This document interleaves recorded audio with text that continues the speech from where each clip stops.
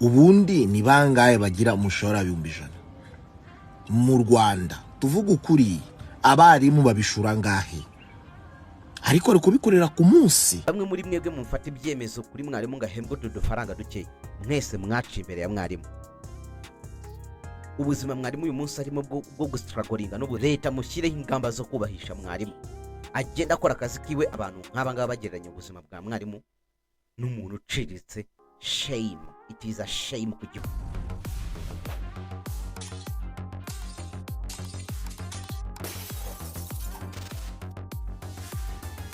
Yes, abakunzi ba KGDTV Rwanda twongeye kubashimira cyane kuba mwarahisemo umuryango mugari wa KGDTV Rwanda mugakora subscribe. Uyu munsi tukaba tuje abantu 1000, mwarakoze cyane. Uyu munsi rero tuje kugana ku ngingo ikomeye cyane, aho twibaza ngo nyuma hari video umwe mu bantu bazwi hano cyangwa se uyu wiyita Prophet Joshua yakoze ku munsi w'ejo agereranya cyangwa se asubiza uwitwa Valence Papi. Agereranya avuga uburyo ki amafaranga 100 ari menshi, agereranya mwarimu nk'umuntu uhembwa amafaranga makeya. Bituma njyewe nkanjye mbabara, bitamo kuza gukora video kugira ngo tuganire byimbitse. So twakwibaza ngo gute twisanze hano hantu aho mwarimu agereranywa n'umuntu uciriritse. Tugeze aho mwarimu atacyumvwa. Mwarimu wigisha abaganga, mwarimu wigisha abacamanza, mwarimu wigisha abaminisitiri, mwarimu wigisha abayobozi, akaza kugereranywa n'umuntu uciriritse. Prophet Joshua mu magambo ye yaravuze ngo amafaranga 100 ngo ni bangahe bayakorera, ngo mwarimu ni banga ashobora kuyakorera ukwezi kose. Ariko ngiye nkaba nsaba abantu kugira ngo bamvuge gusa mbahe amafaranga 100. Bita nibaza ngo umwarimu niwe muntu muri iki gihugu uciriritse ku buryo agereranywa n'abantu baciriritse nyine. Reka tubanze twumve ino video hanyuma tugaruke mu kanya gatoya cyane tubiganireho cyane. 100 mukabisuzuguza for what? Ubundi ni bangahe bagira umushahara w'100 mu Rwanda? Tuvuga ukuri, abarimu babishura ngahe? Ariko ari kubikorera ku munsi. Nyuma yo kumva ino video ya Prophet Joshua agereranya mwarimu n'umuntu uciriritse, byambabaje by'ukuri kubona umuntu witwa ko yize nawe ubwe yaraciye imbere ya mwarimu nta n'icyo yakoze kugira ngo ahindure ubuzima bwa mwarimu. Yaba nibura yabivuze avuga uti abarimu ngiye kubahindura ubuzima, byo amafaranga 100 uri kugenda uhereza abo abitwa aba content creators akabikira mu barimu at least. Kuki mwarimu agereranywa n'umuntu uciriritse?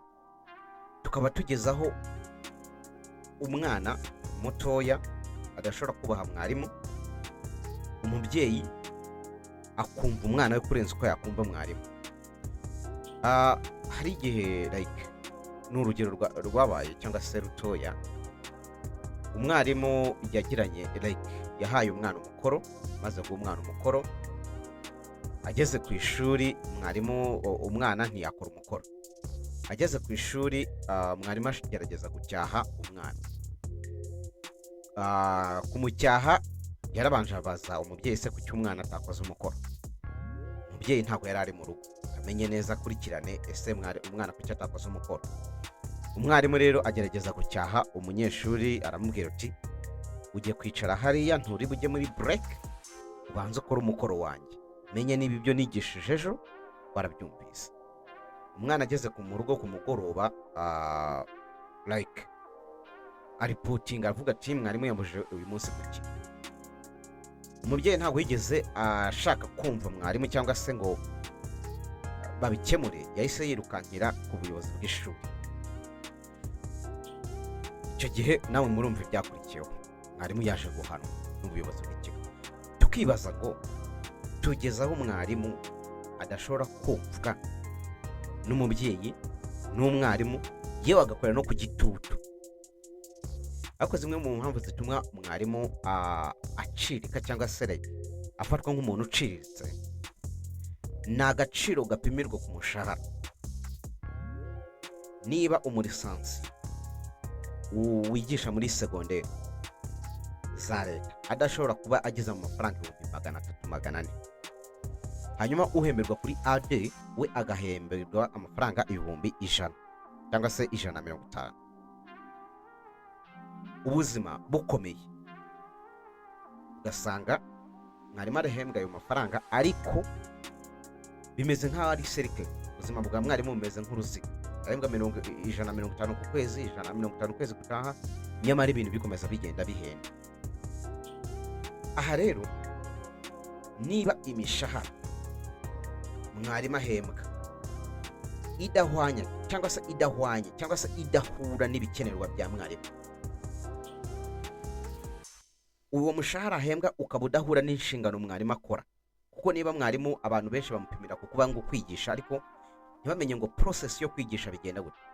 Mwarimu arabanza agategura amasomo, agategura imfashanyigisho, agategura mind, ibyo byose ntibibarwe.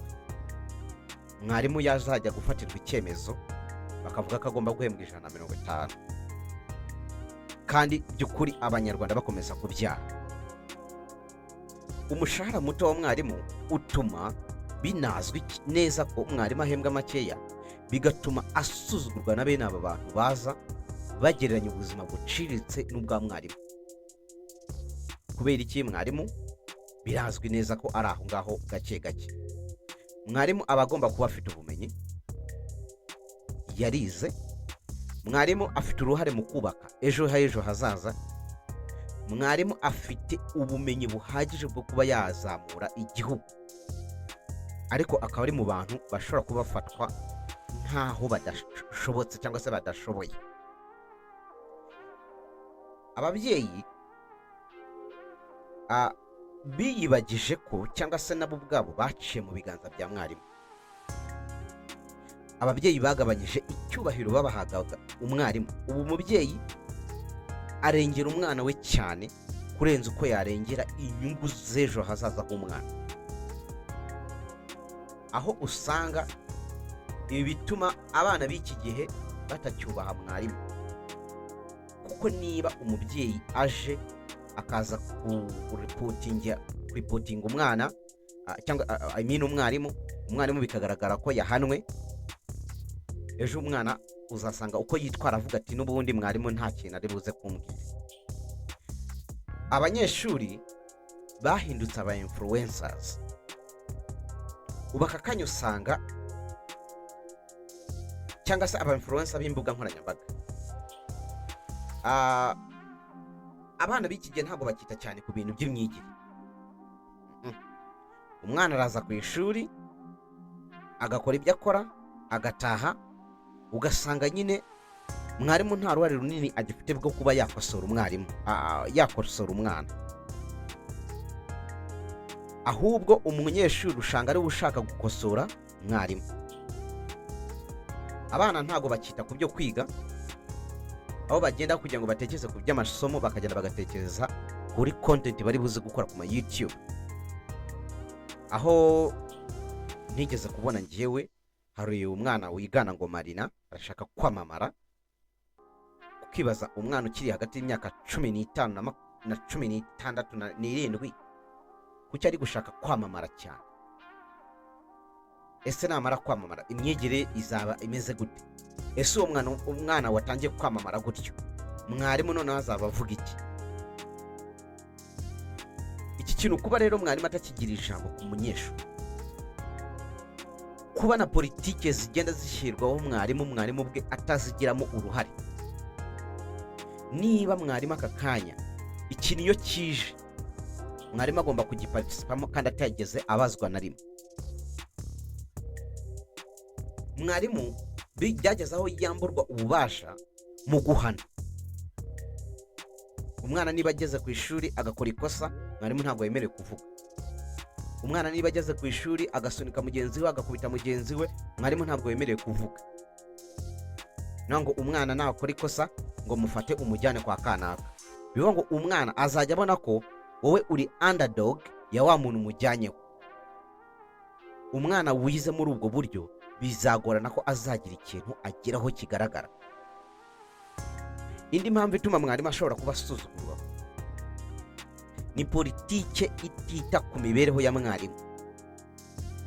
Bajya konjeza mwarimu umushahara, bari bumvise ibibazo by'abarimu ni byiza, ariko nyuma yaho abarimu bagiye bahembwa amafaranga, byagiye bivuga ko ayo mafaranga akatwa, aho mwarimu wari wagenewe kuba yahembwa amafaranga 130, usanga kuri konti yagezeho 90,000. Ibibazo byose bije, ejo iraje, ejo heja ugomba kwishyura, kandi ubwo hari n'ubundi bwishingizi ugomba kwishyura RSSB. Ndakeka abakozi ba leta bahemberwa muri RSSB cyangwa se mu ubwiteganyirize, reka byite gutyo. Ugasanga ari amafaranga bamukata ngo yejo heza, aya mituweli, ayiki, haje umusanzu wa kanaka w'ikintu runaka, mwarimu niwe ubanza gukatwa. Ugasanga mwarimu afashe udufaranga dukeya. Hakaba hari n'abantu barekereje ku mushahara wa mwarimu bateganyije ko bazawuryaho, bagamije inyungu zabo bwite, batagamije inyungu za mwarimu.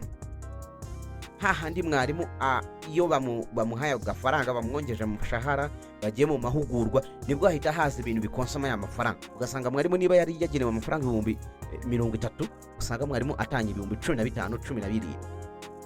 Ayandi mafaranga akagenda muri ayo maherere, aho buri muntu wese aba ashaka guprofita imibereho mibi ya mwarimu, akayigiramo uruhare, amukandamiza. Urugero rwa hafi, hari umugenzi wanjye wigeze kumbwira ati njye nagiye kwaka inguzanyo, mfite umushahara ufatika wenda akora mu kigo cya prive. Hanyuma agezeho baramubwira ati kubera kuri mwarimu ntabwo by'ukuri twaka inguzanyo, ntabwo bamuha amafaranga menshi. Ati aya mafaranga ni nabyo benshi uvuga ati umuntu wo mu kindi gisata kitari ubwarimu aba yahembwa amafaranga 500,000, yajya kuri banki akaba yahabwa amafaranga menshi, ariko kubera kuri mwarimu usanga izo politike zitemera mwarimu kuba yafata amafaranga ahagije. Tuzi ko leta ari umubyeyi. Ese leta mu bantu mubereye ababyeyi mwarimu ntawe urimo? Niba mwarimu agezaho asuzugurwa bene aka kageni, umuntu w'umuforowensa uri aho ngaho ngo Prophet Joshua akaza akagendanya ubuzima bubi n'ubwa mwarimu, ni iki leta iri gukora? Imyumvire y'abantu iciriritse kuri mwarimu ikwiye gucika. Iri hasi ku rwego rw'uko bamwe babyita ngo systeme ntikora, ngo systeme mwarimu yizemo systeme, noneho hajeho ngo kino kintu cyo kuvuga ngo mwarimu ngo azajya Ministeri REB yaravuze ngo mwarimu azajya ajya kwigisha primaire ari uko yarangije kaminuza.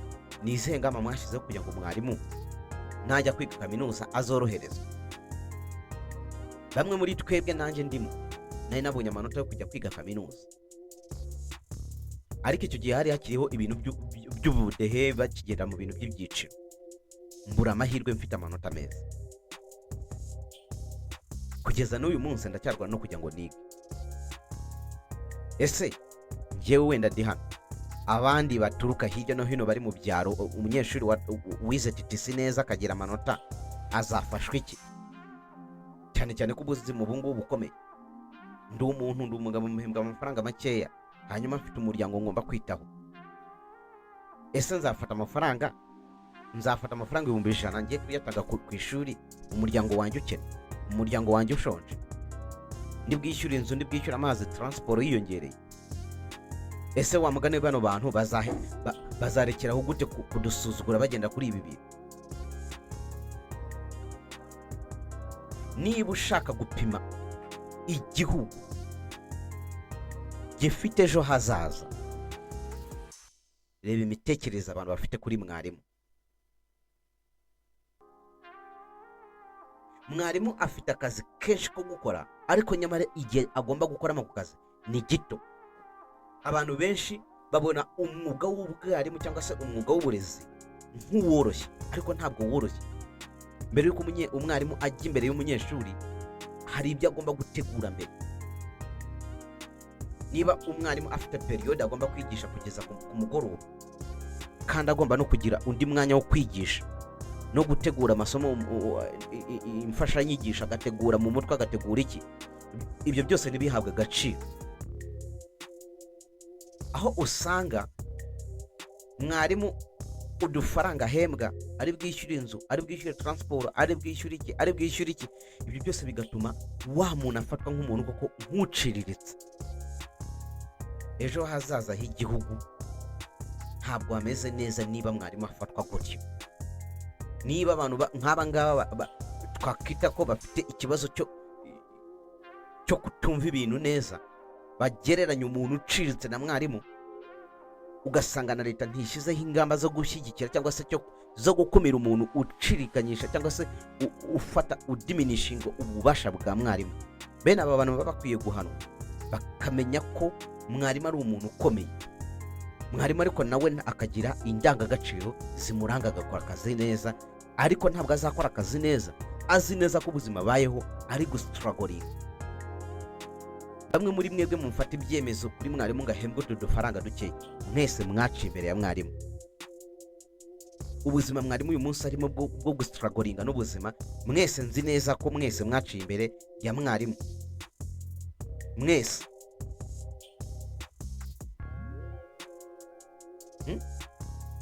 mwarimu ashobora gufasha gutsinda mu ishuri, ariko ntashobora kwereka ubuzima bwe bwite nk'umuntu w'umukire. Nibaho abantu bagafata uko atababashije. Umwana ashobora kubaha umuntu umuha amafaranga kurusha mwarimu. Ubaka kanya bano bantu bose bari kuvuga abangaba bababwiye ngo bakore propaganda cyangwa se kudiminishinga mwarimu, babikora ubwo amafaranga 100,000.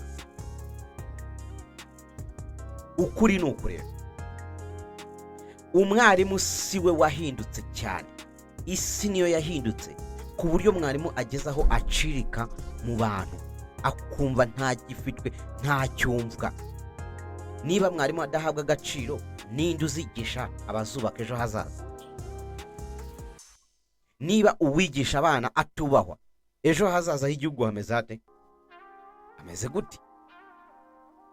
Ahubwo icyo dukwiye gukora, gerageza wubahe mwarimu, leta mushyireho ingamba zo kubahisha mwarimu, agenda akora akazi kiwe yumva ari protected. Nkoze kino kiganiro byo kuri Urambabaje kubera ko kubona abantu nk'aba ngaba bagereranya ubuzima bwa mwarimu n'umuntu uciriritse, shame, it is a shame ku gihugu. Mukomeze mukore subscribe kuri KGD TV Rwanda, turi kumwe rero.